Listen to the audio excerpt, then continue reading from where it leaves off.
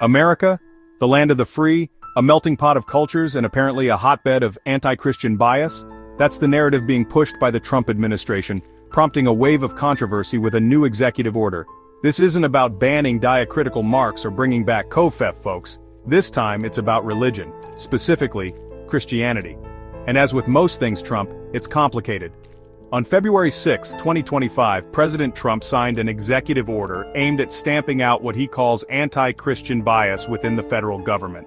Think of it as a sort of Make Christianity Great Again campaign, but with less red hats and more legal ramifications.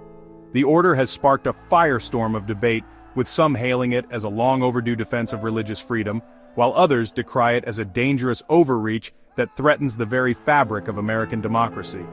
This isn't just another political football being tossed around the stadium of American politics. This executive order has real-world implications for millions of Americans, regardless of their faith or lack thereof. It raises fundamental questions about the separation of church and state, the limits of executive power, and the future of religious liberty in the United States. So buckle up, buttercups, because we're diving headfirst into the tangled web of Trump's anti-Christian bias executive order. Let's break down this executive order, shall we? At its core, the order establishes a brand spanking new entity within the White House, the White House Faith Office. Imagine it as a special club for all things faith-related, but with less bingo and more policy-making. This office is tasked with the Herculean task of ensuring that the federal government operates with a newfound sensitivity towards Christian beliefs. But that's not all. The order also unleashes a task force, led by none other than former Florida Attorney General Pam Bondi, a woman known for her, let's say, creative interpretation of the law. This task force will be on the prowl for any and all instances of anti-Christian discrimination within the federal government. Think of them as the religious police, but with less fashion sense and more power. And if that wasn't enough, the order also mandates that the Department of Justice produce an annual report on the state of religious freedom in the United States. One can only imagine the kind of alternative facts this report might contain, but hey, at least it'll make for some interesting reading. So there you have it, folks. The Trump administration's answer to the perceived threat of anti-Christian bias, a new office, a task force, and a whole lot of paperwork. But is it really about protecting religious freedom, or is something else at play here? Unsurprisingly, Trump's executive order has been met with thunderous applause from his base of evangelical Christian supporters. For them, it's a much-needed victory in the ongoing culture war, a sign that their values are finally being recognized and protected by the highest office in the land. Prominent evangelical leaders like Jack Graham of Prestonwood Baptist Church have praised the order, claiming it addresses a growing tide of hostility towards Christians in America. They argue that Christians are increasingly being marginalized, silenced, and even persecuted for their beliefs. Legal scholars like Rick Garnett of Notre Dame University have drawn parallels between this executive order and measures taken after 9/11 to combat anti-Muslim bias. They argue that just as Muslims faced discrimination and suspicion after the attacks, Christians are now facing similar challenges, albeit in a more subtle and insidious form. For supporters, this isn't about imposing Christian values on others, it's about ensuring that Christians have an equal seat at the table. They believe the order is simply leveling the playing field, protecting their right to live and worship according to their faith without fear of government interference or societal backlash. Hold your horses, folks. Before we all start singing Kumbaya, let's hear from the other side. Critics are scathing, calling Trump's order unnecessary and dangerous. Legal experts argue it's a veiled attempt to privilege one religion. The Constitution guarantees freedom of religion, not just Christian beliefs.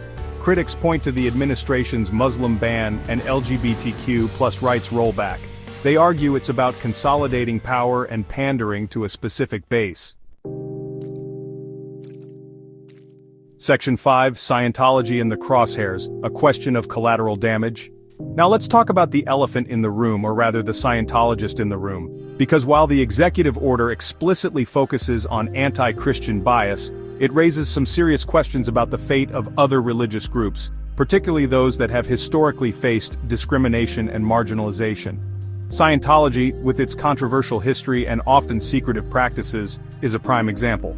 The Church of Scientology has long sought recognition as a legitimate religion, often clashing with the government over issues like tax-exempt status and allegations of abuse. With this new focus on anti-Christian bias, some worry that Scientology could find itself even further on the outs with the federal government. Will the White House Faith Office and the task force be willing to defend the rights of Scientologists, even if it means going against the grain of public opinion or even the beliefs of some within the Christian community? On the other hand, some legal experts believe that this executive order, however flawed, could inadvertently benefit groups like Scientology. By setting a precedent for addressing religious discrimination, even if it's narrowly focused on Christianity, the order could potentially open the door for other religious groups to seek redress for perceived injustices. Only time will tell what the ultimate impact of this executive order will be on Scientology and other minority faiths.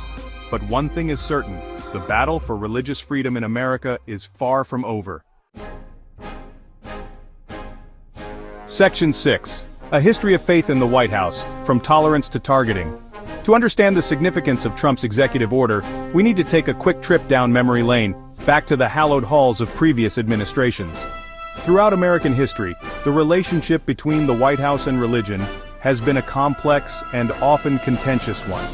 From the Founding Fathers' vision of a secular government to the rise of the religious right, the role of faith in the public sphere has been constantly evolving.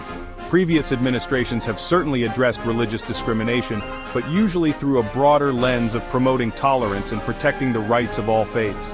The Trump administration's laser focus on anti-Christian bias marks a significant departure from this tradition, raising concerns about a potential shift towards Christian nationalism. Some argue that this shift began long before Trump took office, pointing to the growing influence of evangelical Christianity in Republican politics.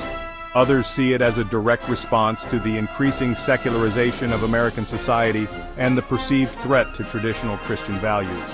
Whatever the cause, Trump's executive order represents a bold and potentially dangerous gamble, one that could have far-reaching consequences for the future of religious freedom in the United States.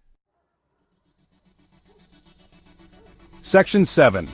Beyond the Pews, the Order's Ripple. Effects on American Society. The impact of Trump's executive order extends far beyond the walls of churches and the halls of government.